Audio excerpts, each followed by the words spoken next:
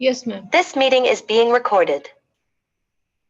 चलिए स्टार्ट करते हैं। आपने YouTube पे भी बहुत सारे लेक्चर्स देखे रहेंगे 125, 125, 125 को लेकर। मैं आपको इसका प्रैक्टिकल अप्रोच दिखाने वाली हूँ और प्लस में मैं आप लोगों को इसका एग्जैक्टली क्या होता है ना 125 वो आपको यहाँ पे मैं बताती हूँ। ठीक है, चलिए आप स्क्रीन पे कुछ देख पा रहे हो है ना, कुछ कुछ देख पा रहे हो, कुछ कुछ समझ पा रहे हो, मेंटेनेंस देख पा रहे हो, पैसे देख पा रहे हो, विटनेस में एक लड़की खड़ी है वो देख पा रहे हो। फिर आप ये जो इनिशियल अमाउंट्स होते हैं आप देख रहे हो, 5,000, 500 की नोट है, 2,000 की नोट है, 20 की नोट है, 100 की नोट है, पुरानी नई देख रहे होंगे, 50 की नोट है ना। फिर यहाँ पर आप देख रहे होंगे कि आपके सामने हस्बैंड एंड वाइफ है, वाइफ के साथ में 2 बच्चे दिख रहे होंगे। ठीक है, आप ये 125 समझ के लेना, कितने बढ़िया से मैं आपको बताती हूँ। This is the beginning, this is the start, जो कि आप देखेंगे मेंटेनेंस क्या होता है। What do you mean by maintenance, maintenance है क्या, आप ये देखोगे। 125 में हस्बैंड और वाइफ की लड़ाई कैसे होती है, पैसा कौन देता है, इसमें अगर वो लोग अडल्ट्री में रह रहे हैं तो क्या पैसे देने के लिए हस्बैंड या वाइफ दोनों में से कौन ये है। अगर आपकी डॉटर है तो क्या डॉटर को भी मेंटेन करने के लिए 125 के प्रोविजन के अंदर पेरेंट्स को मेंटेन करने की ये होती है, क्या उन्हें भी मेंटेन करना होता है। क्या एक हस्बैंड ही सिर्फ अपने वाइफ को मेंटेन कर सकता है, क्या वाइफ अपने हस्बैंड को मेंटेन कर सकती है, क्या फादर इन लॉ अपने वाइफ जो डॉटर इन लॉ है, फादर इन लॉ जो कि डॉटर इन लॉ है उसकी, क्या उससे भी मेंटेन करना पड़ता है, क्या उसको भी मेंटेन करना पड़ेगा।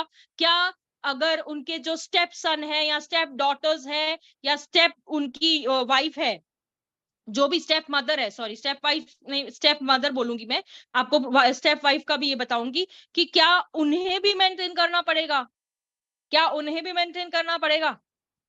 तो ये सब मैम चीजें हम लोग यहाँ पे देखने वाले हैं। यस मैम एक केस था, उसमें बोला गया था कि 500 रुपए पर डे कमाता है इंसान, ऐसा कोर्ट प्रिज्यूम करेगी। तो मैम हाँ, अगर where there is no evidence on the record to assume, अगर वाइफ बोलती है ना कि अब ना मैं आपको जैसे आगे ले जाऊंगी, तो एक एसेट और लायबिलिटी का एफिडेविट सबमिट करना पड़ता है कोर्ट के अंदर। Now it is compulsory. पहले के टाइम में क्या होता था, औरतें बर्तन घसने जाती थी, झाड़ू फर्शी करने जाती थी, तो उनको वो कमाती नहीं है ये समझा जाता था ना कि उनको वो अपने आप को मेंटेन नहीं कर पाती होगी। लेकिन अगर जो हस्बैंड है वो रिक्शा चला रहा है, वो टैक्सी ड्राइवर है, वो मेट्रो चला रहा है, वो या कोई ऐसा काम कर रहा है, वॉचमैन का काम कर रहा है, तो वो अपने आप को मेंटेन करने के लिए सक्षम है और अपने वाइफ को मेंटेन करने के लिए सक्षम है, ये समझा जाता था। Now the law is changing, the time is changing. तो इसके हिसाब से 125 की जो प्रोविजंस होती है उसमें मुस्लिम भी आते हैं, हिंदू भी आते हैं, दोनों साथ में यहाँ पर मैम दोनों को ओपन ये दिया जाता है। यस मैम उस केस में ना हस्बैंड ने इंसॉल्वेंट डिक्लेयर कर दिया था खुद को, तो कोर्ट ने तो भी बोला था उसको कि कोर्ट 500 रुपए बोलेगी कि 500 रुपया तेरे को देना पड़ेगा, भले महीना ही का उसने नहीं अपने मैम, आप को पर डे। इंस्टॉलमेंट पर डिक्लेयर करने के बाद भी उसको ये बोला रहेगा ना कि तू 500 रुपया महीने का तो ये कमा ही सकता रहेगा, तो अभी 500 रुपया अपने वाइफ को दे।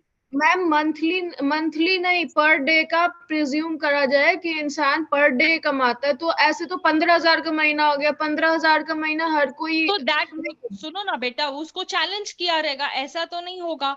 अब मेरे एक डीवी के केस में की बात बताती हूँ कि नीचे वाले कोर्ट ने 8,000 रुपीज मेंटेनेंस कहा। इंसॉल्वेंसी का ही बात है, इंसॉल्वेंट तो नहीं है पर ऐसे समझो कि वो लकीर फकीर हो गया है, ऐसे समझो, अपने आप को इंसॉल्वेंट डिक्लेयर नहीं किया है उसने अभी तक। ठीक है, यहाँ 8,000 रुपया मेंटेनेंस किया, वहां पे मैं सेशन कोर्ट में अपील में चली गई, वहां पे मैंने कोर्ट को दिखाया, सर ये तो भिखारी हो चुका है, इसके पास तो कुछ भी नहीं है, कहाँ से देगा। 8,000 रुपए का मेंटेनेंस 4,000 रुपए में ये कर दिया गया। अब उसको लेकर लड़की जो है वो हाई कोर्ट चली गई है कि भाई ये कैसे हो सकता है, 8 का 4 नहीं हो सकता। लड़की को ये लगा 4,000 को लेकर। अब दोनों जन अगर वहां पे हाई कोर्ट में जाएंगे तो क्या होगा, आप बताओ क्या होगा? What is the remedy then? High court will decide what maintenance. तो दोनों का क्या होगा, कहीं ना कहीं दोनों का ये बीच का रास्ता निकल के कोर्ट कहीं ना कहीं आके बताएगी कि भाई एविडेंसेस क्या थे, कैसा लीड किया गया था। अगर कोर्ट को लगता है कि नहीं केसेस को एविडेंस ठीक से नहीं की लिए गए हैं, डीनो ट्रायल हो जाएगा। डीनोवो ट्रायल हो जाता है, ऊपर से रिमांड किया जाता है, चलो जाओ नीचे जाओ, देखो क्या करने का है तुमको। मैम ये एक ऐसे भी हो एपीओ सकता ने है। बताया था, हाँ, एपीओ ने बताया था कि 500 रुपए पर डे प्रिज्यूम करा जाए कि वो बंदा कमाता है। on what basis, baby? On what basis? But this case law must have got challenged. उस case law को ये assumption presumption वाली दुनिया खत्म हो चुकी है. That's why I'm saying कि I'm bringing something new before you. जो यस आप मैम। बोल रही हो ना, that is the old law. Now there is the law is being reformed. अभी changes आ चुके हैं, नया law आ चुका है यार, है वही, लेकिन अब जजेस की ओपिनियन चेंज होने लगी है डे टू डे। पहले क्या होता था, अब क्या होता है, बहुत डिफरेंस है baby. There is not the same thing what you are seeing now. अब maintenance under 125 of CrPC, husband required to earn money even by a physical labour. ये आप लोगों के बैरक में नहीं है, आप अपने बैरक को ऐसे गोल गोल गोल गोल करते मत बैठना, समझने की कोशिश करो कि maintenance under 125 CrPC, husband required to earn money even by physical labour. Supreme Court recently in the case of Anuj Garg, अभी ये जो केसेस है ना अनुज गर्ग वाला, ये सब दिखाते हैं, हाँ मतलब ऐसे समझो कॉमन, बहुत ही ज्यादा कॉमन केस है ये। तो husband is required to earn money even by a physical labor if he's able-bodied and could not avoid his obligation except a legally permissible grounds mentioned in the statute। अब देखो क्या हो रहा था पता है क्या, अभी अब एक बॉम्बे हाई कोर्ट की रूलिंग आई है जिसमें ये बोला गया है कि वाइफ अपने घर में बैठ के, वाइफ ये नहीं बोल सकती है कि मैं घर का काम नहीं करूंगी। तो that is not amounting to cruelty. मतलब क्या बोलते थे, मुझे घर का काम करवाते थे, ये करवाते थे, वो करवाते थे। तो जजेस ने एक ओपिनियन फॉर्म किया कि लड़की का शोकेश में बैठने के जैसे ये क्या, कि आके घर में शादी करके आई है तो उसको घर का काम तो करना ही पड़ेगा, है ना। लेडीज को क्या करना है, घर का काम तो करना ही पड़ेगा, फिर शादी क्यों कर रही हो तुम। तो उसको लेकर जजेस ने ये फॉर्म किया कि वो एक क्रूल्टी नहीं है। तो अगर जो हस्बैंड काम कर रहा है, अगर वाइफ भी इक्वेलेंट टू काम कर रही है, तो उसको मेंटेनेंस की क्या जरूरत पड़ी, उसको मेंटेनेंस नहीं दिया जाएगा, लेकिन उसको लेकर आपको प्रूफ करना पड़ेगा। ठीक है। अब 125 के अंदर सिर्फ आप ऐसे नहीं होता है कि समझो हस्बैंड एंड वाइफ है, दोनों ने शादी करी है लेकिन दोनों फिजिकल नहीं हुए हैं, मैरिज कंज्यूम नहीं हुई है, तो इसको लेकर क्या करेंगे हम लोग, क्या हम इसको लेकर 125 में जाएंगे, क्या इसको लेकर हम 125 में जाएंगे कि अगर मैरिज कंज्यूम ही नहीं हुई है तो क्या 125 में हम मेंटेनेंस देने के लिए बनते हैं। शादी हुई है, शादी हुई है, ऐसे नहीं, शादी को डिनाई नहीं किया जा रहा है, नोवेयर इट इज डिनाइड कि शादी नहीं हुई है। बट शादी का जो मेन एजेंडा क्या है, शादी का एजेंडा क्या है, शादी करने का मतलब क्या होता है, फिजिकल एक्वेंटेंस, मैरिज कंज्यूम नहीं। तो मैरिज को नल एंड वॉइड डिक्लेयर करवा सकती है क्या 125 के अंदर। तो this all things you need to know here, I will tell you, don't worry. While allowing the appeal, Justice Dinesh Maheshwari and Justice Bela M. Trivedi directed the respondent to pay maintenance amount of rupees, देखो 10,000 रुपया per month to the appellant wife from the date of filing of maintenance petition। अब मैं आपको बताती हूँ, lawyers को confuse होता है, मैंने बहुत सारे लॉयर्स को देखा है जो मुझसे पूछते हैं मैम आपको ऑर्डर समझा क्या, कोर्ट ने ऑर्डर क्या किया है, आपको ये बात समझी क्या। अरे कोर्ट ने क्या ऑर्डर किया है कि हमको मेंटेनेंस कब से देना है, कब से देना है maintenance, from the date of filing of the petition और from the date of order. अभी दो ही चीज होती है, या तो from the date of filing of petition, जब से आपने पिटिशन फाइल किया तब से मेंटेनेंस, या from the date of order, जब ऑर्डर हुआ है तब से। तो क्या उसमें क्या होगा, समझ रही हो ना मेरी बात को मैं क्या कह रही हूं कि नहीं, कि डिफिकल्टी आ रही है, नहीं समझ आ रहा मैं क्या बोल रही हूँ।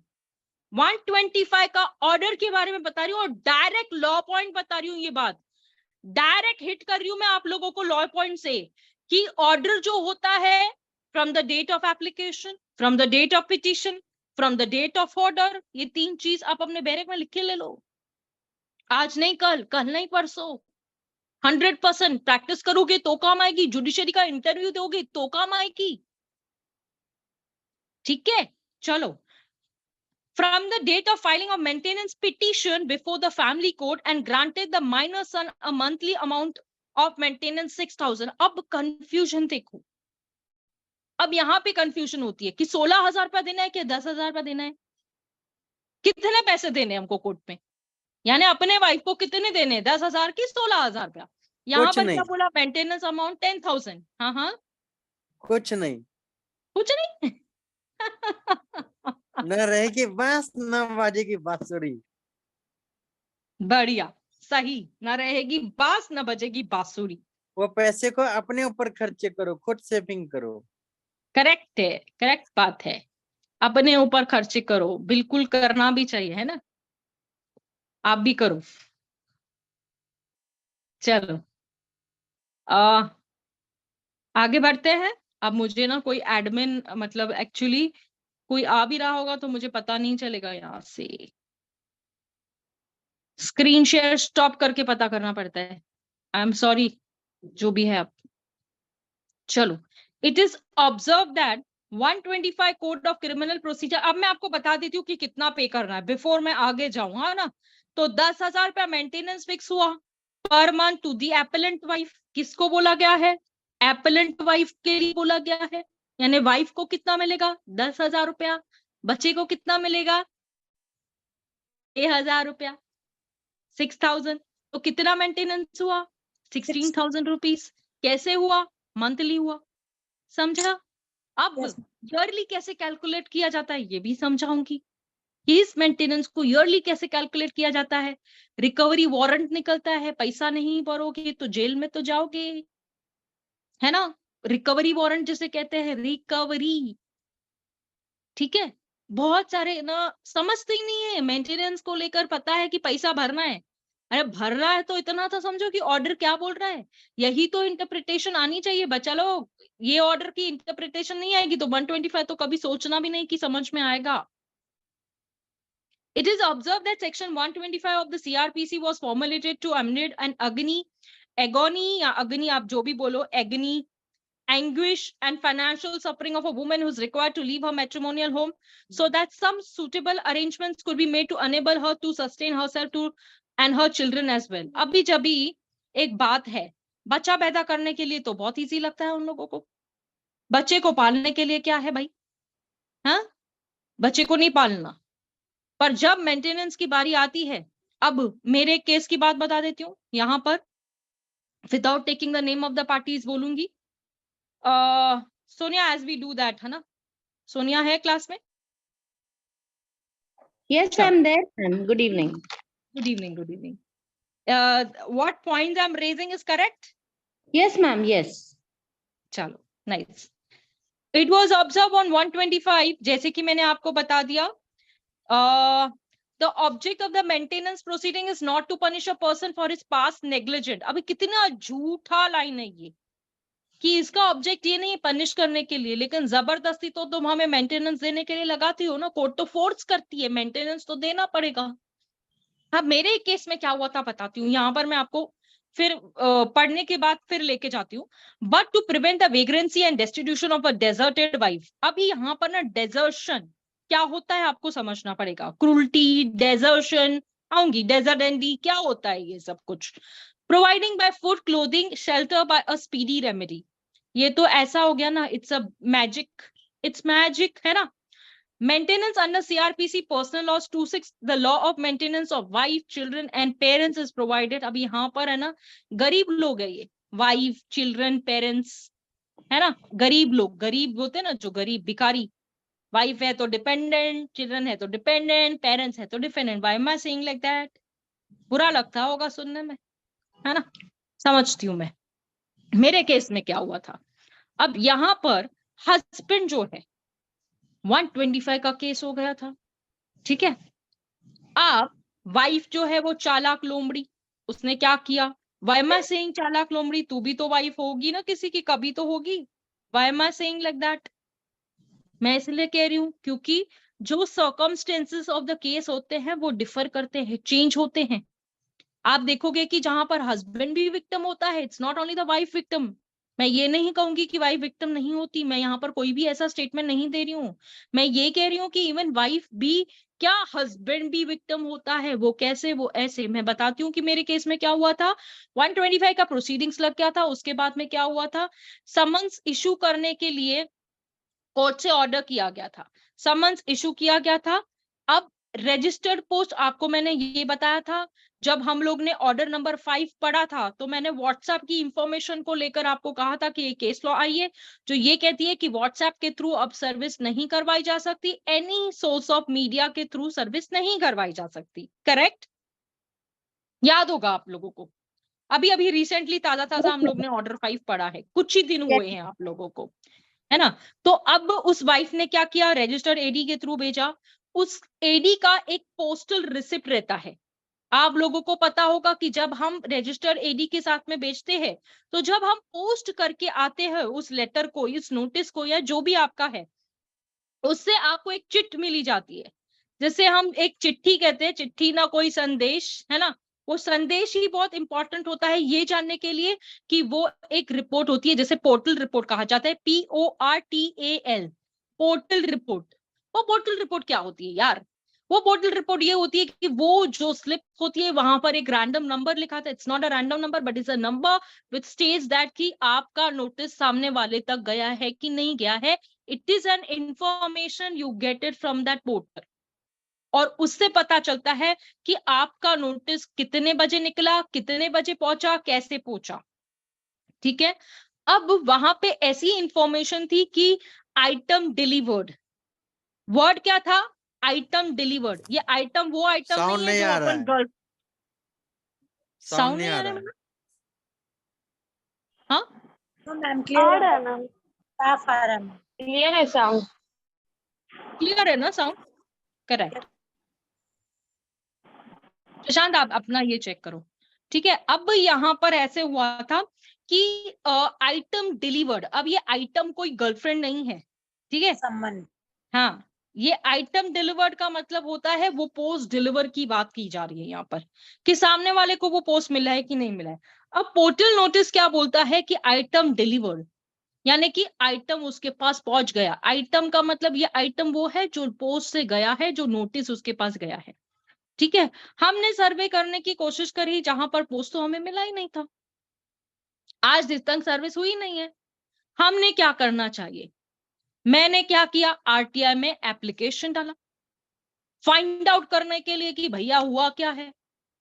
आरटीआई में एप्लीकेशन डाला मैंने कि पोस्ट तो मेरे तक पहुंचा नहीं है, तुम कैसे बोल रहे हो, निकालो निकालो, मेरे को वो सर्विस चाहिए देखने के लिए। ठीक है। आरटीआई वाले बोलते हैं हमारे पास ऐसी इंफॉर्मेशन ही नहीं है आप लोगों को देने के लिए, तो कैसे आरटीआई वाले मना करेंगे। ठीक है। आरटीआई वालों ने मुझे बुलाया और मुझे क्या कहा पता है, आप हमारी कंप्लेन मत करना, आप हमारी कंप्लेन मत करना।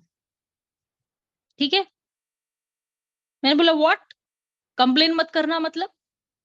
वो नोटिस जो है आइटम डिलीवर्ड है लेकिन आप तक डिलीवर्ड नहीं है। ठीक है। यहाँ पे वो फर्स्ट, मैंने बोला लिख के दे दो। अब आरटीआई वाले मुझे लिख के देंगे क्या, ये बात नहीं लिख के देंगे। रिकॉर्डिंग निकाल ली मैंने, चल भाई अब तो तेरा हलवा पूरी तो बनाऊंगी मैं, आ भाई तुझे नोचू मैं। तो ऐसे करके मैंने क्या किया, निकाल ली उसकी रिकॉर्डिंग। आगे मैंने क्या किया, मैंने क्या किया, उस आरटीआई की इंफॉर्मेशन को लेकर कोर्ट में डाल दिया। ठीक है। अब जब मेरे को ये नोटिस ही नहीं प्रोवाइडेड है, ये मेरे पास है ही नहीं, तो मैं क्या करूं, what am I suppose to do, what am I suppose to do. मेरे पास इंफॉर्मेशन ही नहीं है, तो कोर्ट ने क्या करना चाहिए इसके ऊपर। मैंने कहा कि जो 125 का आपने सम्मन्स निकालने के बाद में जजमेंट हो चुकी है मेरे खिलाफ, इतना इतना मेंटेनेंस देने के लिए कोर्ट ने लगा भी दिया, क्यों, एक्स पार्टी हो गया ना। कैसे हो गया, मैं तो गई ही नहीं। क्यों नहीं गई, सम्मन मिला ही नहीं। क्यों नहीं मिला, पोर्टल चेक किया उसमें तो दिखा रहा है। क्यों नहीं गई, आरटीआई की इंफॉर्मेशन निकाली ना मैंने। आरटीआई की इंफॉर्मेशन निकाली ना मैंने कि क्यों मेरे को नहीं मिला है, और उस 125 का जजमेंट सेटिस्फाइड करने के लिए रख दिया है मैंने। आप बोलोगे कौन सी ऐसी केस लॉ है कि 125 सीआरपीसी का मेंटेनेंस ऑर्डर को सेटिस्फाइड किया जा सकता है? एक्स पार्टी है ना यार, जजमेंट हो चुकी है। और मैं कब आई हूं पता है आपको? 1 साल के बाद। तो आप पूछेंगे 1 साल के बाद कौन एंटरटेन करेगा आपको? इसका एक पीरियड होता है जो हम इसमें देखेंगे कि हम लोगों को कितना टाइम दिया जाता है कि हम लोग 125 की एप्लीकेशन जो पिटीशन फाइल अगर एक्स पार्टी है तो उसको सेटिस्फाइड करने का पीरियड कितना है, टाइम कितना है, और कितने में हम कर सकते हैं। ठीक है मैम, ये तो क्लियरली सेड है ना कि जब तक अगर सामने वाले को नॉलेज ही नहीं है और हाँ। सामने वाले को सोचे ही नहीं है तो उस पे तो जजमेंट थोप ही नहीं सकते कोर्ट वाले। ये तो ऑर्डर अरे ओ मेरी बहन, इतना तुम जो बोल रही हो ना कि थोप नहीं सकते, तो मैं क्लियरली आपको क्या बताऊं, थोप क्यों नहीं सकते? क्यों नहीं कोर्ट थोपेगा? कोर्ट को तो आइटम डिलीवर्ड दिख रहा है। कोर्ट का मतलब क्या है, ये देखना कि आपको समन्स मिले कि नहीं मिले हैं। कहाँ है कोर्ट रॉन्ग? कोर्ट की क्या गलती है? मैम 3 मंथ तो है ना, समन सर्व हो जाना चाहिए। हैं? मैम हमारे पास आपके पास प्रूफ है ना रिकॉर्डिंग वाला कि भाई कंप्लेन मत करना, आरटीआई ने जो बोला आपको। वो तो बात की बात है ना, वो तो बात की बात है ना। आप मेरे को क्या बोल रही हो कि उन्होंने जजमेंट कैसे किया, ये बोल रही हो आप कि जजमेंट कैसे किया बेटा? तो हम जाएंगे ना एविडेंस लेके। मैम सर देखो ये हमारे पास एविडेंस हमारे पास तो पहुंचा ही नहीं। वो तो क्लियरली ये बोल रहे हैं कि हमने पहुंचने ही नहीं दिया आपको। कौन बोल रहा है ऐसे? आरटीआई बोल रहा है मैम, आपने बोला। हाँ, आरटीआई बोल रहा है, लेकिन Yes, इसमें कोर्ट की क्या गलती है? What is the mistake of the court baby? What is the mistake of the court? Proof कहेंगे कि सर देखो हमारे पास पहुंचा ही नहीं सम्मन, हमें वो नॉलेज तो चीज वो की। तो वो तो नॉलेज नहीं है, उसको लेकर हमें प्रूफ तो पढ़ना पड़ेगा ना। जजमेंट तो हो चुकी है ना। अगर जजमेंट होने के बाद में अगर अच्छे भले इंसान के घर के इधर पुलिस खड़ी हो जाए तो एक इज्जतदार आदमी क्या बोलेगा? गरीब जो होता है ना, गरीब, मैं आपको क्लियरली बताती हूँ, उनको इज्जत बहुत प्यारी होती है, क्योंकि वो गरीब के पास कुछ नहीं होता लेकिन उसने कमाई जो होती है वो इज्जत कमाई होती है। तो वो डर के मारे क्या करेगा पता है? क्या आपको बोलेगा, ले बाबा पैसा ले, मेरे को छोड़, छोड़ बाबा छोड़। मैम हैं? जो सामने वाली पार्टी जो थी तो उसको 1 साल के अंदर उसे पैसे नहीं मिले ना, तो वो तो 1 साल रिकवरी वारंट तो निकलेगा ना। रिकवरी एग्जीक्यूशन का 1 साल तक ही लिमिट होता है ना, उसके बाद नहीं कर सकते हम। हाँ, तो एजुकेशन तभी की तो मैं 3 बता साल रही हूँ होती है कि लिमिट आपको ऐसा शायद। केस लॉ बताऊंगी कि आप उसके अंदर भी जाके 125 की प्रोसीडिंग्स को सेटिस्फाइड करके लाओगे। मैंने करवाई है, तो दैट्स व्हाई तो आई टेल माय चिल्ड्रन ना कि play with law, don't get played by law. Again I am saying, play with law, don't get yourself played with law. तुम खुद मोहरे मत बनते जाओ उसके अंदर। कानून को समझो, इंटरप्रिटेशन समझो, कहां पर हम कौन सा पैतरा यूज कर सकते हैं ना, आप इमीडिएटली चेंज कर सकते हो। एविडेंस क्यों पढ़ते हम लोग? Why is evidence taken? What is the reason? Clear? या मैम एक और ऑप्शन हो सकता है कि जब हमारे नॉलेज में आया 1 साल तक, तो वो 3 महीने का पीरियड होता है ना जिसमें हम सेट ऑफ करवा सकते हैं एक्स पार्टी को। हाँ तो हाँ नॉलेज में तभी नॉलेज में तो 1 साल बाद ही आया है, तो तभी भी एक्स पार्टी को सेट ऑफ करवा सकते हैं 3 महीने के अंदर। हाँ, सेटिस्फाइड करवा सकते हैं ना, यस करवा मैम। सकते हैं from the date of knowledge. यही तो हमारा गेम है ना, तो वही तो मैं यस बोल रही हूँ ना, understand the concept, therein you'll finish everything there. Once your concept is clear regarding 125, मैंने इसके लिए बोला था कि 125 को समझने का है और 125 को रट्टा नहीं मारना कभी भी। हस्बैंड वाइफ का जो ये है ना, आपको पता है वाइफ क्या कर सकती है? डीवी कर सकती है, वाइफ क्या कर सकती है? 498 कर सकती है, वाइफ क्या कर सकती है? 125 कर सकती है। लेकिन एक जो हस्बैंड होता है वो बेचारा क्या कर सकता है? सिर्फ सेक्शन 9, सिर्फ सेक्शन 9 यस या ऐसा मैम, भी कस्टडी को मैम लेकर या तो एप्लीकेशन लगा सकता है, या कस्टडी को लेकर एक एप्लीकेशन लगा सकता है। Yes that's all, ma'am. That's all, that's all. Any other remedy except section 9, restitution of conjugal rights? Any other remedy for the husband? हो नो सकता मैम। है, हो सकता है कि he also must be a victim। अब जैसे कि वो यहाँ पे जो केस चल रहा है ज्योति का, जिसके अंदर उसने उसके पूरे डिटेल्स ये सब किए हैं, और वो उसका अफेयर चल रहा है, एक्सटर्नल अफेयर ऐसे करके दिखा दिया है, ठीक है? तो your husband also can be a victim ना, नॉट नेसेसरी। अब यस लड़की मैम, वो बोले तो तो भाई डाइवोर्स दे दे। 5th में बताया गया है कि अगर हमारे पास एडल्ट्री का प्रूफ है तो 155(3) के तहत हम मेंटेनेंस को वो करवा सकते हैं, रुकवा सकते हैं।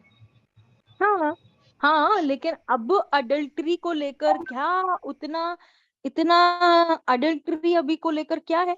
Is no ma'am, adultery adultery is not crime, it is just a ground of divorce. It is just a ground of divorce. पहले अडल्ट्री को लेकर कितना ये किया जाता था, अब अडल्ट्री को क्या बोल दिया गया है? It is not a crime, it is just a ground of divorce. ठीक है, मेरे सामने की बात बताती हूँ। One a woman had come to me, वो अपने हस्बैंड के साथ में लेके आई थी। See you know, some ladies are very educated and some are still not. आजकल की सोसाइटी में भी you can not say that कि हमारे जमाने की लेडीज, हमारे जमाने की ladies, they must be educated and they must be knowing everything in detail. टोटो तो नहीं पता होगा। तो मैंने पता है क्या करा उस लेडी के साथ में? उस लेडी का एक्सटर्नल अफेयर चल रहा था। I have bashed her like anything, bashed her like anything. मैंने इतनी गालियां दी उसको और उसको इतना डराया कि कहीं ना कहीं उसे समझ में आ गया कि उसकी गलती हो गई है उससे। वो माफी मांगने लगी, वो डरने लगी, वो अपने पति के पैरों में गिरने लगी। मैंने कहा कि हम एक काम कर सकते हैं। तो वो काम क्या कर सकते हैं भाई हम? What work we can do? आप में से किसी को पता है? कि मुझे पता है कि adultery is not the crime, लेकिन डाइवोर्स नहीं लेना हस्बैंड को। हस्बैंड को अगर साथ में ही रहना है तो व्हाट इज अ रेमेडी? बताओ, anybody knows what is a remedy? 9. No baby, 9 is secondary. What is a primary? What you can do to save the marriage? To save the marriage, what you can do? Arbitration. अभी मैं arbitration किधर से घुसा रही भाई? Judicial किसने बोला? Separation, judicial separation. Section 13. Judicial separation बोल रहे हो, लेकिन उसको हस्बैंड को छोड़ना ही नहीं है वाइफ को, तो जुडिशियल सेपरेशन की बात ही नहीं आती। यस मैम, वो कहाँ से आ गया फिर? वो कहाँ से आ गया? और 13 कहाँ से आएगा? डाइवोर्स देने का ही नहीं है, हस्बैंड को साथ में रहने का है। चलो वाइफ से गलती हो गई, बच्चों के लिए हस्बैंड को साथ में रहने का है, क्या करेंगे हम? What is a remedy? Restitution. Why restitution बाबू? हस्बैंड वाइफ दोनों, वाइफ जो है उधर गलती मान रही है ना, बोल रही है ना कि मैं कुछ नहीं करूंगी, मेरे से गलती हो गई, मुझे माफ कर दो, हाँ मुझे रहना है आपके साथ बच्चों के लिए। हस्बैंड को भी रहना है, लेकिन हस्बैंड एक प्रोटेक्शन लेना चाहता है कि मैम बाबा इसने लिखवा आगे के, कुछ किया तो क्या? मैम लिखवा के ले लो, क्या सेटलमेंट। क्या लिखवा के ले लूं? क्या लिखवा के ले लूं? एज ऑन ओथ की ऐसे ऐसे एज ऑन ओथ थप्पड़ दूंगी कुछ भी बोलती है। एज ऑन ओथ क्या ओथ में लिखाएगी? ओथ में कभी लिखाते हैं क्या? Ma'am mediation proceeding. No baby, It could be in religious. what Ma'am, am I it could be in try to family understand and figure it out, baby. arrangement. Listen once. Now wife wants कि उसको उसकी गलती की सजा मिल गई, उसको माफ कर दे, मेरे बच्चे की खातिर मैं भीख मांगती हूँ, मुझे तेरे साथ रहना है, जो किया मैंने गलत किया, ऑल एक्टिंग डन। हस्बैंड भी बेचारा पिघल गया, अरे मेरी वाइफ इतना रो रही है यार, शादी में भी नहीं रोई, अब इतना रो रही है, चल यार माफ करते हैं। हस्बैंड को माफ करने का है, हस्बैंड को एक्सेप्ट करना है, लेकिन उसमें कंडीशंस चाहिए कि अगर इसने फ्यूचर में ऐसा किया तो उसके लिए ये खुद ही मेरे को डाइवोर्स दे देगी। तो what document is to be prepared for this thing? इसके लिए क्या डॉक्यूमेंट प्रिपेयर किया जा सकता है? बोलो बोलो, जय सिया राम, जल्दी करो जल्दी करो। चलो मैं ही बता देती हूँ यार, इतना टाइम हम इस बात को लेंगे तो अपन पढ़ेंगे कभी और खत्म कभी करेंगे। It's memorandum of understanding, MOU किया जाता है दोनों पार्टीज के बीच में, and this I have already mention. Uzma ji भूल गई हो, मेरा बच्चा Yes, भूल ma'am. गई हो। मैंने बताया था हम मेमोरेंडम ऑफ अंडरस्टैंडिंग करके रहते, एमओयू साइन करवा के लेते कि फ्यूचर डिस्प्यूट नहीं चाहिए। उसके अंदर हम सब स्टैंडर्ड क्लॉजेस डाल डाल के उनकी वाट लगाते हैं। Remember Sonia, you are aware about this और नॉट? मैम इसीलिए मैंने कहा ना सेटलमेंट मेमो करते हैं। कब बोली सेटलमेंट मेमो मेरी मेरी रानी? मैं आपको बोल रही थी, आप बोल रहे हो कहाँ से आ रहा है ये? मतलब एमओयू एज सच नहीं करते हैं, it is termed as MOU only, पर हम Yes. लोग मेमो करते हैं। मतलब Yes. मैंने मेमो ही किया है। एमओयू मेमोरेंडम ऑफ अंडरस्टैंडिंग ही किया जाता है, एमओयू ही किया जाता है दोनों पार्टीज को लेकर। I have done it. और आपको मैं बता दूं कि जो मुस्लिम लोग होते हैं ना, वो एमओयू के थ्रू ऐसे डाइवोर्स भी दे देते हैं। मतलब तलाक तलाक तलाक, MOU is written and that MOU is filed in the court. अगर आपको म्यूचुअल कंसेंट लेना है कोर्ट से, तो कि अगर कोई प्रॉब्लम आ रही है, डॉक्यूमेंट्स में नाम चेंज नहीं हो रहे हैं, तो with this memorandum of understanding हम लोग क्या ले सकते हैं, डाइवोर्स ले सकते हैं। पता है मैम आपको ये बात? पता कौन सी कहने हैं? मैम वो ये होता है ना मौलवी। मौलवी से आप जो बोल रहे हो ना कि उनसे खुला चिट्टा लेना पड़ता है, उसको खुला बोला जाता है। मौलवी से खुला लिया जाता है, दैट इज डिफरेंट, वो अलग बात है आप जो बोल रहे हो। मैं ना एक बार आप लोगों को जब मुस्लिम लॉ पढ़ाऊंगी ना, तो देखो कितने मजे आते हैं ये सब चीजें सुनने के लिए। To understand is also very important. उसमें मैम आपकी मम्मी नाराज हो रही है लगता है। मैम नहीं, हेलो मैम। हाँ हाँ सोनिया बोलो। मैम एक जोक बोलूं ऑन द लाइटर साइड? हाँ हाँ sure sure, we should make it light sometimes. Muslim law कहा ना आपसे बिफोर, मतलब ये तलाक जाने से पहले वो बहुत फैड था कि कुछ भी हो गया तो वो तलाक तलाक बोल देते थे, फिर औरत रोना धोना चालू कर देती थी। तो करेक्ट। पूना का ही केस है, एक आदमी को लेके आए and she says I don't know except this. उसने बंद कमरे में मुझे पीने की नशे में बोल दिया कि तलाक देता हूँ। That fellow was so smart ma'am. उसने कोर्ट में बोला, जज साहब वकील साहब सबको पकड़ के मैं बोलता हूँ मैं तलाक देता हूँ।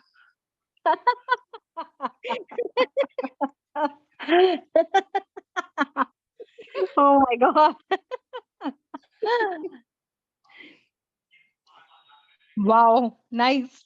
Something is, कभी कभी जोक भी बहुत अच्छा लगता है, हैवी को एकदम लाइट वेट कर देता है, but it is a fact जो आप बोल रही हो। ये हकीकत में हुआ है। Yes yes, it is a fact जो आप कह रही हो, वही मैं कह रही हूँ आपसे कि आप जो बोल रही हो it is a truth.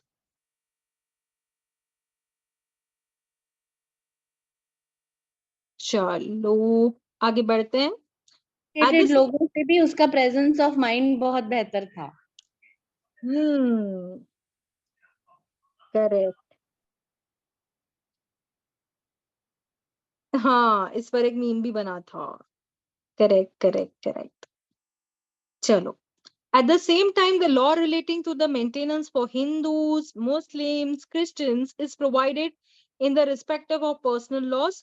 The law of maintenance under 125 is secular in nature and can be evoked by any person irrespective of their religion. अब यहाँ पर ये भी आ रहे हैं, देखो मुस्लिम्स भी आ रहे हैं, क्रिश्चियंस भी आ रहे हैं, और ये सेक्युलर नेचर यानी सेम नेचर का है। किसी भी पर्सन किसी भी धर्म को लेकर 125 में ये 3 धर्म जो यहाँ पे दिखाए हैं, हिंदू मुस्लिम क्रिश्चियन को लेकर, तो ये हिंदू पर्सनल लॉस की जो बात की जा रही है, the maintenance of women under section 25 of Hindu marriage act. हम जब देखेंगे ना section 18 of Hindu adoption and maintenance act, in the landmark judgment Badshah versus Urmila Badshah Godse and another, it was held that second wife is also entitled to maintenance under 125 under certain circumstances. अब मैं ना दूसरी पत्नी हूँ, पहली पत्नी तो अपना चल रहा है, तो क्या एक सेकेंड वाइफ को भी मेंटेनेंस देना चाहिए क्या? कोर्ट अलाउ करना चाहिए क्या सेकेंड वाइफ को मेंटेनेंस देने के लिए? अरे सेकेंड वाइफ ने क्या पाप किया है क्या? यस मैम, अगर वो मुस्लिम है तो वो उनको मेंटेनेंस देना पड़ेगा, हिंदू है तो नहीं। ऐसा नहीं है बेबी कि मुस्लिम है तो देना पड़ेगा और मैम, वो हिंदू है तो नहीं देना पड़ेगा। सेकेंड मैम, वाइफ की, हाँ यस मैम, अगर मैम हिंदू है तो फिर, एक मिनट मैम, अगर हिंदू है और उसको पता नहीं है कि लाइक उसकी शादी ऑलरेडी हो चुकी है, उसने बताया नहीं है, तो उसकी तो कोई गलती नहीं है ना मैम सेकंड वाइफ की हिंदू में। पर उस अगर हाँ, 125 के इसमें उसको दिखाना तो पड़ेगा ना मैं सेकंड वाइफ है। यहाँ पर सेकंड वाइफ कहा जा रहा है ना, दूसरी बीबी, मिस्ट्रेस जिसको बोलते हैं हम, दूसरी बीबी को रखेल कहते हैं, मिस्ट्रेस कहते हैं। इतना सब तो सुने हो तुम। Yes ma'am. तो क्या उसको मेंटेनेंस देना है?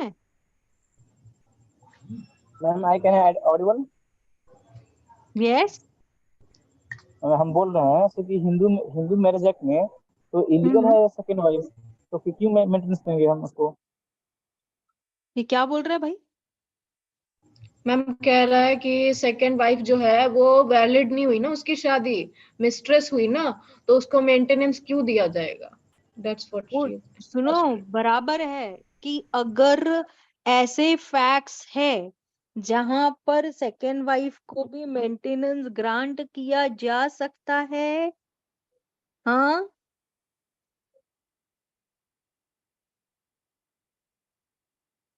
बताओ बताओ। अगर second wife is not in a position to maintain her self, तो क्या उसे मेंटेनेंस नहीं देगा कोर्ट? यस मैम, बट उनकी शादी तो वैलिड हुई नहीं ना। नहीं है मैम। तो पहले ये तो देखो, who can claim maintenance? Wife, parents, children. तो वो में से तीनों में से किसी कैटेगरी में नहीं आ रही है ना। नहीं, नहीं आ रही है, बट राइट क्या है सेकेंड वाइफ का? मैम उसका राइट तो वैलिड होगा ही नहीं। अगर समझो, यहाँ पर इडियट लोग समझो कि सर्वाइव अगर सेकेंड मैरिज, क्या क्या? Survival, right to life. Right to life, correct, very good, वही मैं बोल रही हूँ, समझो। यस चलो मैम, एग्जाम्पल देती हूँ, एग्जाम्पल देती हूँ, मैम एग्जाम्पल राइट। देती हूँ। हैं मैम क्या कह राइट टू रही हूँ? लाइफ के लिए उसका हस्बैंड ही क्यों लायबल होगा? मैम राइट, अरे भाई क्यों नहीं होएगा? मैम राइट टू लाइफ है वो सही है, हस्बैंड करेगा वो भी, वो शादी जो वो है वॉइड है, तो कैसे मतलब?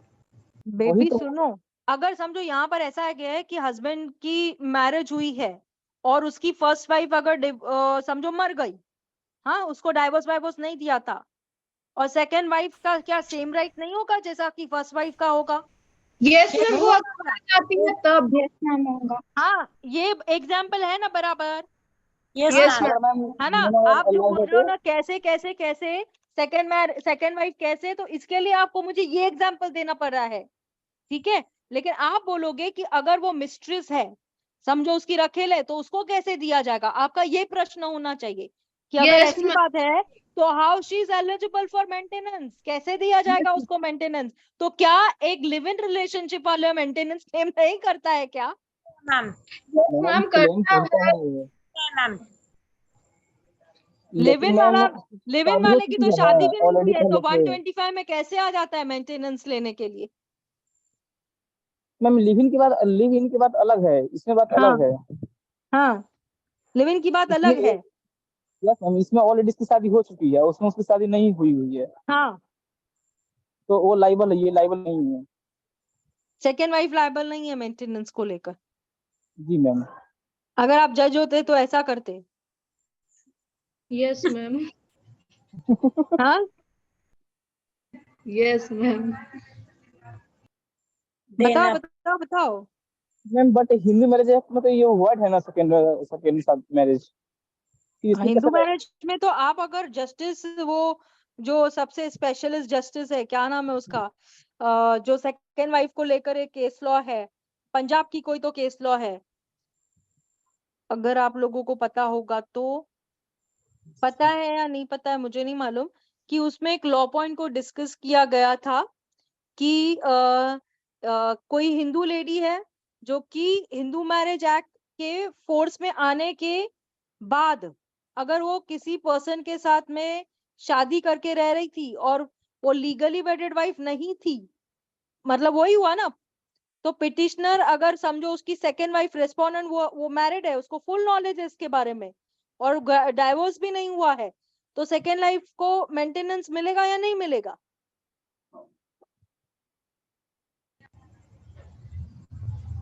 अभी 2018 की केस लॉ थी सोनिया, 2018 की केस लॉ थी जो मैं अभी आप लोगों को बता रही हूँ ये, और रीसेंट केस लॉ थी Raja Rani and another versus ओम कुमार कौशिक, कुछ तो ऐसे ही नाम था, और ये 2018 की केस लॉ थी जिसमें यही बताया गया था कि second wife is not entitled to maintenance, लेकिन जजेस की जो मेंटालिटी है ना इस चीज के ऊपर जो फॉर्म करते हैं वो डिफरेंट है।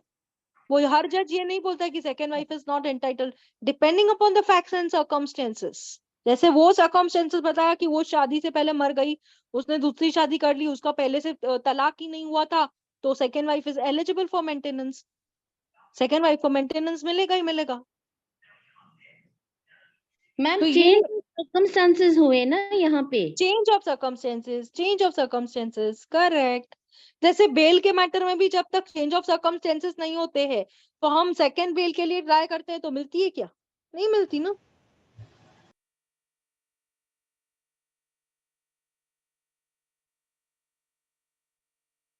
क्या बोलना चाहती हो सोनिया? करेक्ट है मैम। फिर भी इसके ऊपर आप क्या ओपिनियन दोगी? किसके ऊपर मैम? सेकेंड वाइफ को मेंटेनेंस देना है कि नहीं देना है आपको? Ma'am in regular course of case नहीं देना है। Yes, It second wife is not entitled to maintenance under section affects the 125 society at CRPC. large. क्या बोल रहे हो? It affects society at large with the wrong Correct. It affects the notion society and at large, but you must have seen that judges have different opinion on this. Every judge ऐसा नहीं बोलता है कि second marriage illegal है, और second marriage में the wife is not, अगर ऐसे ही हम डोमेस्टिक वायलेंस पिटीशन करने चले जाते हैं तो क्या नहीं देते हैं? क्या देते हैं? डिफरेंट डिफरेंट ओपिनियंस है। हाँ, आप अगर ऐसा कहने जाओगे ऑन द लॉ पॉइंट तो second wife is not entitled to maintenance generally, हाँ, बट अगर वो शादी का जो हस्बैंड को की शादी हो चुकी है ना, यानी कि समझो उसको पता ही नहीं है, she is not aware about husband's first marriage, तो उसको 125 में मेंटेनेंस सेकंड वाइफ करके दिया जाएगा। लेकिन मैम फ्रॉड हो गया वो तो उसके साथ। क्या बोल रहे हो? वो तो फ्रॉड हो गया ना उसके साथ फिर। हुआ, लेकिन 125 की प्रोसीडिंग्स, फ्रॉड तो होगा। यू कैन फॉर्म, अगर आपको चाहिए तो आप जितने सेक्शंस चाहिए उसके ऊपर लगा दो। यस यस, एक तो वो सनी फैमिली वाला है, एक अरमान मलिक वाला है उस्मा। हाँ देखो ये बोले, मैं नाम नहीं लेना चाह रही थी इसीलिए मैंने लिखा था। इसके लिए मैंने बोला कि मत बोलो, पर ये तो बोलेगी ना। हम नाम इसीलिए नहीं ले रहे, तो मैं गोल गोल घुमा रही थी आपको वो बात को ले लेकर इसने आपको वो बता दिया और इस मैडम ने तो पूरा नाम ही खोल दिया। अभी मेरे ऊपर नहीं, तुम्हारे ऊपर प्रॉब्लम। बट वो तो एक मतलब हिंदू मैरिज एक्ट के साथ शादी किया हुआ है और एक मुस्लिम मैरिज एक्ट के साथ शादी किया हुआ है। अभी वो तो देखो उसके क्राइटेरिया के अंदर जब वो हिंदू डाइवोर्स लेने जाएगा, पर अभी उसने तो मुस्लिम ये कर लिया है ना अपने आप को। मैम यस मैम, तो उन लोगों ने भी अपना धर्म जो है वो चेंज किया होगा। मैम धर्म से नहीं किया, बट शादी के लिए धर्म में बोला कि हाँ मुस्लिम मैरिज के शादी कर जो रहे भी है, हैं। तो ही वाइफ खुश है एक दूसरे से। अभी जो उनका धर्म रहेगा उनके अकॉर्डिंग उनको डाइवोर्स मिलेगा। मैम हाँ मैम अगर दोनों ही वाइफ मतलब खुश है, कोई प्रॉब्लम नहीं है उनको साथ में रहने से, तो मैम तब भी रिलीजन चेंज करना पड़ेगा। देखो ये तो अभी उनके ऊपर है कि अगर दोनों खुश है तो चेंज नहीं रिलीजन करना चेंज पड़ेगा करना। तो एक वैलिड नहीं हस्बैंड होगा। की रिलीजन चेंज हो जाती है तो ऑटोमेटिकली वाइफ भी तो धर्म परिवर्तन तो करते ही है ना। अभी Yes, क्या ma'am. उन दोनों ने नहीं किया होगा क्या? 100% उन दोनों ने किया है उसके साथ में। अच्छा, जब उनके घर में बच्चे हुए तो वो लोग ये कर रहे हैं, हवन कर रहे हैं, Yes, ma'am. और लोग उनको गालियां दे रहे कि ऐसे कैसे तुम हवन कर सकते हो, क्या मुस्लिम इसमें थोड़ी अलाउड है हवन करने के लिए?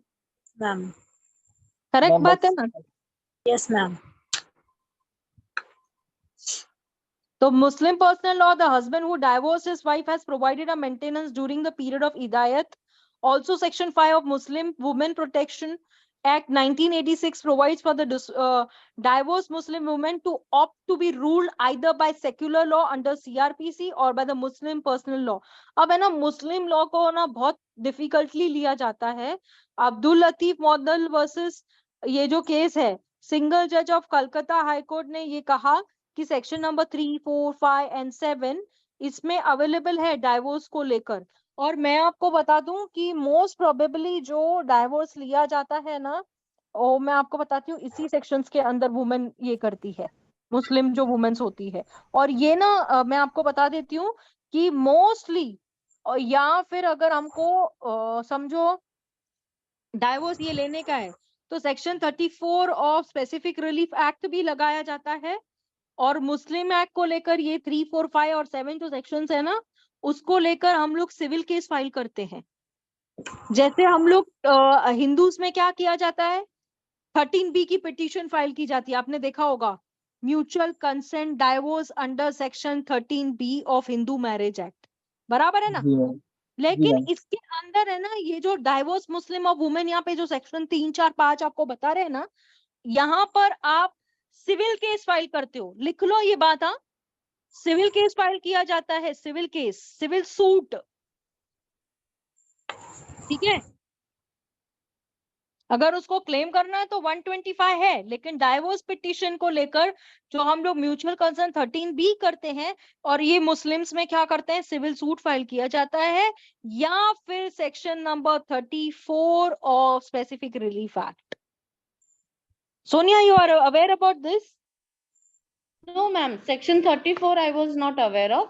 13B I was aware of. 13B तो ठीक है ना। व्हाट अगर हम मुस्लिम को म्यूचुअल कंसर्न लेना है तो उसको लेकर क्या करेंगी?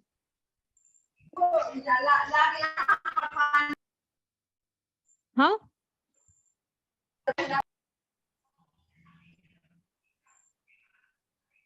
मुस्लिम को डिवोर्स लेना है तो कौन से सेक्शन में लेगी?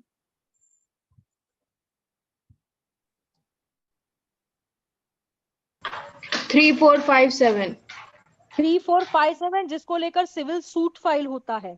अगर Yes, आपको किधर ना किधर कोर्ट से डिक्लेरेशन लेने की है, डिक्लेयर करके लेना का है कि हमारी डाइवोर्स को लेकर, तो हम लोग section number 34 specific relief act और उसके साथ में स्पेशल सेक्शन 15 लगाते हैं डिक्लेरेशन को लेकर। सुन के ले लो ये बात, बहुत इंपॉर्टेंट है, और मैं आप लोगों को लॉ पॉइंट बता रही हूँ और रियल बता रही हूँ आप लोगों को। मैंने किया है और डाइवोर्सेस लिए हैं, वरना ये बात मैं ऑन द स्पॉट नहीं बोलती। बहुत Ma'am, सारे लॉयर्स को पता भी नहीं रहता है मुस्लिम में डाइवोर्स कैसे लिया जाता है। बोलते हैं खुला लो, उनके पास जाओ, वो तुमको एक पेपर बना के देते हैं, उसको कोर्ट में जमा करो और तुम्हारा डाइवोर्स होएगा। नहीं नहीं नहीं, इसमें 2 रेमेडीज है आप लोगों के पास, और lawyer must know each and every remedy. Ma'am declaration में 34 section and 15 15 15। Ma'am ma'am actually हम इसका पढ़े ही नहीं है। 34 of specific relief act, section 15 का सीपीसी सेक्शन। Thank you. जिसमें आप डिक्लेरेशन लेते हो, डिक्लेयर करवा के लेते हो कि आज से हम दोनों तलाक both तलाक are तलाक। specific relief. No, 34 is specific relief and 15 is as per CRPC. Oh sorry, CPC. Sorry. जिसमें आप डिक्लेरेशन लेते हो कोर्ट से। कि मेरे को डिक्लेयर किया है कि आज से हम दोनों पति पत्नी नहीं है। Sonia, were you aware about this? No ma'am. अभी कभी करना रहे तो करना बिंदास। मैम हमने म्यूचुअल कंसेंट एक ही किया था इतने सालों में, लेकिन उसका ये था कि जमात में बिठाया था, एंड Okay. देन जमात वालों के सामने फिर दोनों ने बताया, देन द वुमेन हेल्ड कि मुझे रहना ही नहीं है इन लोगों के साथ। फिर Okay. जमात ने खुद ही उनको परमिशन दी कि भाई अब तुम ऐसे अगर औरत को ट्रीट कर रहे हो तो then you really don't deserve to have a woman from outside in your family. Correct, but वो मौलाना जो करते हैं, you are talking about that. पूरा पूरा क्या बोलते हैं उसको मैम, एक कमिटी बैठती है। हाँ, इन लोगों का कमेटी बैठता है और उन लोगों में वो डिसाइड करते हैं कि ये लोगों का आपसी हो रहा है कि नहीं हो रहा है। वो लोग ट्राई करते हैं, लेकिन अगर नहीं होता है तो वो खुद ही कर देते हैं आपस में। पर अभी के टाइम में ऐसे हो गया है कि मुस्लिम्स चाह रहे हैं कि कोर्ट से डाइवोर्स लेने के लिए, क्योंकि उनके पेपर्स में प्रॉब्लम आती है, कोई ना कोई डिफिकल्टी जा रही है, तो दे आर ट्राइंग कि वो कोर्ट से ले सके और डिक्लेयर करवा सके अपने आप को कि फ्रॉम नाउ वी, जैसे 13B लेते हैं वैसे ऐसे किया जाता है। Ma'am, this is my only experience with Muslim law, and that was also mutual consent. So I thought this was the way of mutual consent. No, तो I showed you 2 ways more. Yeah, I didn't know, ma'am. This is very creative way. And we should be aware about all these things ना। कुछ ना Yeah. कुछ तो पता होना चाहिए, और जितना जितना न्यू फॉर्म सीखेंगे उतना उतना मजा आता है प्रैक्टिस करने में। Yes, ma'am. चलो, hence Muslim women can claim maintenance under the CRPC of Muslim Women Protection of Rights of Divorce Act। ये मेन इसी का लिया जाता है, हाँ, women protection of divorce act जो 1986 का है, इसी को फॉलो किया जाता है। Similarly, the Parsi of Divorce 1936, Indian Divorce Act 1869 and other law। अभी ये इंडियन डाइवोर्स एक्ट जो है ना, ये इंडियन डाइवोर्स एक्ट पारसी को भी लगता है, मुस्लिम को भी लगता है, हिंदू को भी लगता है।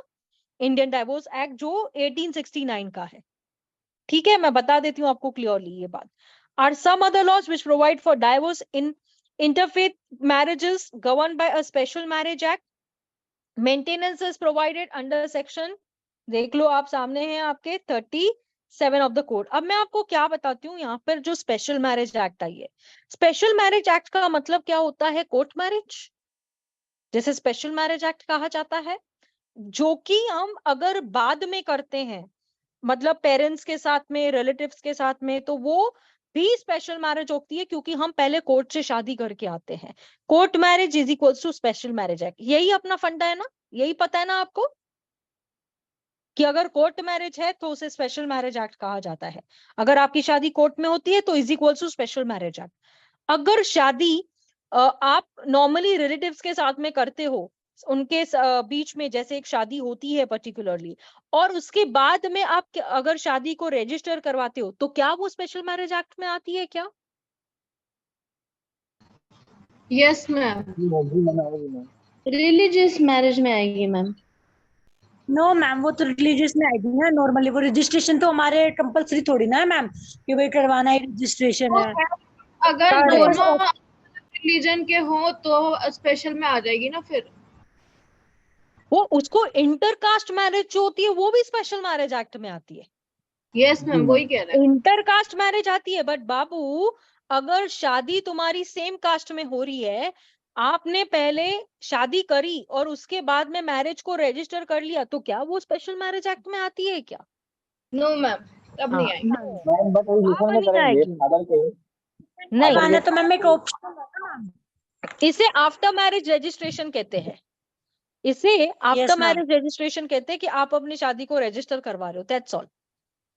कभी आप समझो ऐसे हुआ करता था कि होटल्स में जाते हैं, जैसे अगर अनमैरिड कपल होते हैं, अभी तो अलग बात है क्योंकि हमको लॉ मालूम है, लेकिन पहले ऐसे होता था कि अगर शादी किया है और हमारा क्या है, समझो मेरा नाम कुछ है और मेरे हस्बैंड का नाम कुछ और सरनेम से है, तो दोनों की सरनेम अगर सेम नहीं होती तो होटल वाले ऐसे पूछते थे कि अगर आप दोनों शादीशुदा नहीं है तो प्रूफ दो कि तुम शादीशुदा हो, ऐसे करके। कोई कोई होटल्स वाले ऐसे करते हैं, थोड़ा ज्यादा प्रूफ मांगने लग जाते हैं। तो इसके वजह से लोग आफ्टर मैरिज रजिस्टर करने लगते हैं, गैजेट करना स्टार्ट करते हैं। You know what is a gadget? अगर आपको नेम चेंज करना है तो उसको लेकर आप गैजेट करवा लेते हो कि मेरी शादी से पहले ये नाम था, अब शादी के बाद मेरे हस्बैंड का नाम और सरनेम। तो उसको लेकर लोग आजकल गैजेट करके लेते हैं। पता होना चाहिए आप लोगों को ये बातें। वैसे इससे कोई इतना मतलब नहीं है 125 से, जस्ट जनरल और बेसिक नॉलेज दे रही थी। मैम अब यहाँ पर is not a nullity under. What do you mean by nullity? NULLITY. Very small word but very big meaning word. Nullity का मतलब क्या होता है? What is nullity? किसी भी Void, void madam, void void, Void. null and void. void, Null and void. invalid, invalid भी होगा। Invalid. Exact word बताओ nullity को लेकर। Not void valid. ab initio. Void ab initio. Void ab initio is not nullity. नहीं नहीं नहीं नहीं नहीं। तो बताया था कि वो तो अलग होता है। void ab initio तो मैम बिगनिंग से होया। From the start. अभी ये तो नलिटी नहीं। नलिटी का मतलब क्या होता है? Exact word for nullity. Ma'am जो लॉ की एज में जिसका कोई वैल्यू ही नहीं है, जिससे कोई वैल्यू ही नहीं है। यस मैम, लॉ की एज में कोई मतलब ही नहीं है जिसका। Null and void is equals to nullity, आप ऐसे बोल रहे हो? Ma'am legally Invalid. invalid, legally invalid. Exactly मैं आपको बताऊं, voidable. Nullity is equals to voidable. Nullity is equals to voidable. समझ के ले लो ये बात। अब यहां पर मैं आपको बताती हूँ, ठीक है? हस्बैंड है इम्पोर्टेंट, IMPORTENT। इम्पोर्टेंट का मतलब समझते हो? नपुंसक। हस्बैंड, ठीक है? Not Yes, capable of doing sex is important. और भी चलो क्लियर बताती हूँ ये बात मैं तुमको। तो अगर हस्बैंड इम्पोर्टेंट है, वाइफ ये प्रूव कर लेती है कि हस्बैंड इम्पोर्टेंट है, तो मैरिज नल एंड वॉइड होएगी क्या? है marriage Yes, null and ma'am. Void होएगी क्या? Yes, ma'am. Voidable होगी. तो nullity is equals void, to voidable. voidable Void madam, हो जाएगी। choice. depends upon depends upon Shiva what? have situation ma'am। Depends on the party. हाँ yes ma'am, sorry। Yes, depends upon the party. Correct. Now, analysis of claim of maintenance under CRPC. अब आप claim of maintenance को analyze करेंगे कि कैसा होएगा, कैसा analyse करेंगे आप मेंटेनेंस को लेकर। तो here I come for the, इसमें फर्स्ट क्लास क्या होगा, इसमें लेजिस्लेचर क्या कहता है ना? तो मैं आपको बताती हूँ कि available for the neglected wives, discarded divorcees, abandoned children, helpless parents belonging to any religion, community or having any domicile who can lay hand under section 126(1)(a) of CRPC if the husband, father or son is found anywhere in India, the magistrate. अब यहाँ पर available जो है neglected wife, जिसको neglect किया गया था, है ना? या फिर आप देखो ये जो क्राइटेरिया के अंदर हम लोग वहां पे देख के आए, जो भी रिलीजन से बिलोंग करता है, having any domicile. Now what do you mean by domicile? Domicile क्या होता? What do you mean by domicile? आपको डोमिसाइल सर्टिफिकेट के बारे में पता है क्या है? Residency ma'am, residence. Residence. Residence, very good. Domicile certificate बनाया जाता है, मालूम है इसके बारे में? Yes ma'am. Yes, ma'am. किस लिए काम आता है वो? Why is domicile certificate prepared? What is the ma'am reason for domicile certificate? Ma'am address को For प्रेजेंट करने declaring के लिए। nativity, बस ma'am. एड्रेस को मतलब क्लैरिफाई डिक्लेरेशन करवाने के लिए कि भाई आप अच्छा। यहाँ से आप बिलोंग कहाँ से हो? आप Yes, ma'am. कहाँ से हो? आप कहाँ से हो? तो मेरा ये क्वेश्चन है, आप लोगों को डोमिसाइल सर्टिफिकेट के लिए हियरशिप सर्टिफिकेट करना पड़ता है क्या कुछ? है? मैम फिर से बोलिएगा। फिर से हम बोलते हैं, आप सुनिए फिर से। मेरा प्रश्न ये है कि हियरशिप सर्टिफिकेट जो होता है, पता है क्या क्या होता है? Legal hair, ma'am. Legal heir, correct. तो for domicile papers what is the requirement? Anybody knows? Anybody knows what is the requirement for domicile papers? आपको क्या papers share करने पड़ते हैं for obtaining domicile certificate? Ma'am Anybody residence knows? देने होंगे ना What? Ma'am ma'am उसके लिए ना मैम जमीन का कागज देते हैं। जमीन के पेपर? अरे बाप रे, बस डोमिसाइल हम लगाते हैं। सर्टिफिकेट के लिए आप जमीन के पेपर दोगे? मैम जो किधर से वैलिड पूछा भाई? हाँ, जी नहीं, हम तो दिए थे। Madam, जब बनवाया था। jurisdiction, madam. jurisdiction correct, but my question is what papers you need to submit for domicile? For getting a domicile certificate, what documents you provide and who gives you domicile certificate? Which class officer pension provides certificate. domicile certificate? Ma'am बिजली का bill और आधार, sorry हाँ, बिजली का bill और आधार card. Tahsildar. बस ये हम दो पे राशन चल कार्ड, जाएगा? मैम टेंथ की मार्कशीट, आधार कार्ड, 10th की मार्कशीट, 10th की मार्कशीट, बर्थ सर्टिफिकेट, आधार कार्ड, पेरेंट्स का होएगा तो उनका भी। मैम डॉक्यूमेंट तो एक भी देने से प्रूफ हो जाता है ना, एक तो आप डॉक्यूमेंट चलता चलो है ना। ठीक है, ऐसा जो बोल रहा है ना मेरे को भी करवा के देना, जो बोलता है कि एक भी डॉक्यूमेंट देने से डॉक्यूमेंट भी होता डोमिसाइल है। दे देते हैं। मेरे को मैम भी लिख के दो अगर भाई। जो मदर का है, जमीन का कागज भी देते हैं। एक ये भी होता है Tahsildar कि declares आपका it, जो घर है ma'am. मैम, जैसे आपका जो घर है वो कैसी मतलब लैंड पे है, लाइक हमारे जैसे मेरे को यहाँ पे बनवाना था ना, तो जैसे लाल डोरा कुछ होता है कि लाइक वो सरकारी जमीन पे तो नहीं है, वो यही मतलब लाइक आप जो आपकी प्रॉपर्टी है उसी पे है ना, सरकारी पे तो नहीं है ना, लाल डोरे के अंदर ही है ना, तो वो भी Okay. डॉक्यूमेंट दिया था मैम हाँ, मैंने। इंडेक्स 2 का कॉपी। चलो नेक्स्ट। लेकिन मुझे ये बताओ कि क्लास कौन सा क्लास ऑफिसर जो है आपको डोमिसाइल सर्टिफिकेट ये देता है? तहसीलदार से करवाया था मैम पूरा। Tahsildar, ma'am. तहसीलदार। Very very executive correct. Department में आएगा, एग्जीक्यूटिव मजिस्ट्रेट के डिपार्टमेंट में आएगा। हाँ, तो दैट इज अ ये तहसीलदार। तहसीलदार से करेक्ट करेक्ट करेक्ट, है ना? तो इसीलिए मैंने डोमिसाइल को लेकर आपको पूछा, विच स्टेट्स अबाउट जुरिसडिक्शन, और ये बताता है डोमिसाइल सर्टिफिकेट कि आप यहाँ के रेसिडेंट हो। ओके, समझे? Hand Yes, under ma'am. Section. इसके बाद आप देखोगे first class of the place has a jurisdiction to entertain a petition under 125 on the husband, fathers and son provision of 125 which has the objective expression Krishna Iyer। अब आप थोड़ा पढ़ो यार, मेरा मुंह दुख रहा है बोलते बोलते, थोड़ा पढ़ो।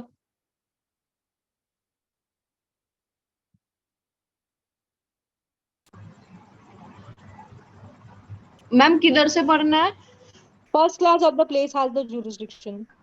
First class of the place has the jurisdiction to entertain a petition under section 125 of the CRPC on their husband, father or son. The benevolent provision of section 125, which has the objective and expressed by Justice Krishna Iyer in 1979, subclause 6 to Act number 6, sorry, to ameliorate the economic condition of neglected wife and discarded divorcees. In 1882, James Stephen, who piloted the Code of Criminal Procedure, spoke of Section 488 of CRPC, which was similar to the present Section 125. The objective of the provision being preventing vagrancy or the at least of preventing its consequence. Then the provision was looked upon as a legislative effort to prevent vigorous or the consequence resulting from it. In 1963, Justice Subra Rao noted that Section 488 was deliberated to serve a social purpose. Act number 8 in 1985, Chandrachud CJ Chief Justice listed therein so as to prevent vagrancy and destitution. According to subsection 3 of section 125, a person who is not obliged to pay maintenance to his wife, who on his invitation live with him, refuses to do so without any just ground. Explanation to section 125 provides that if a husband has contracted marriage with another woman or keeps a mistress, it shall be considered to be just ground for his wife refusal to live with him. Explanation B to section 125(1) of the code defines wife so as to include an unmarried divorced wife. अब देखो मैंने ना आपको यहाँ पे बताया exactly 1882 का बात दिखाया 1963 में, उसके बाद में जब जस्टिस चंद्रचूड़ यहाँ पे 1985 में थे तब वो 125 के ऊपर क्या बोल रहे थे 125(3), और इसमें 125 को लेकर अब जब हम सेक्शन की तरफ बढ़ेंगे तो मैं आपको इन डिटेल तब बताऊंगी कि क्लॉज 1, क्लॉज 2, क्लॉज 3 क्या बोलता है। ओके, यहाँ तक समझा? Yes ma'am. ये केस लॉस है जो कि मैंने यहाँ पर जस्ट 2-3 लिखे हैं। मैंने जो आपको ये बताया अनुज गर्ग का जो केस लॉ होता है, it is very very very very common case law. और उसके बाद आप देखोगे दूसरा ये जो केस लॉ है गोडसे का केस लॉ, जिसको मैंने यहाँ पे डिस्कस किया आपके साथ में, अब्दुल लतीफ का केस लॉ है, शकीला का केस लॉ है, हुसैन का, ये सारे के सारे केस लॉज ये जो यहाँ पर है ना ये कॉमनली यूज किए जाते हैं। बहुत कॉमन केस लॉज है, कुछ नया नहीं है इसके अंदर। ठीक है? Yes ma'am.